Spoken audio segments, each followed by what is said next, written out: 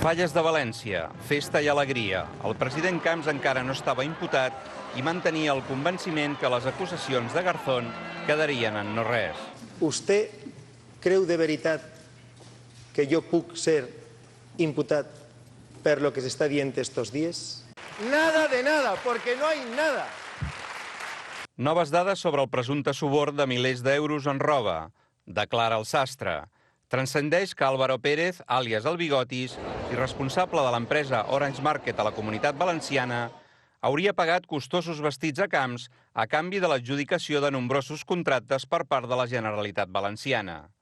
Tot plegat formaria part de la trama de corrupció encapçalada per l'empresari Francisco Correa des de Madrid i coneguda com cas Gürtel.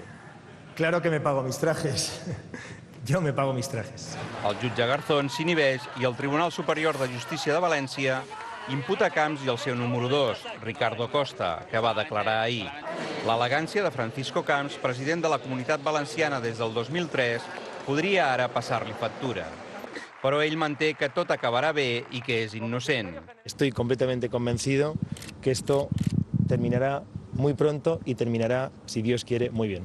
Camps, sempre impecable amb els seus vestits, només es va deixar veure sense corbata en el 7è Congrés del PP celebrat a València el juny de l'any passat.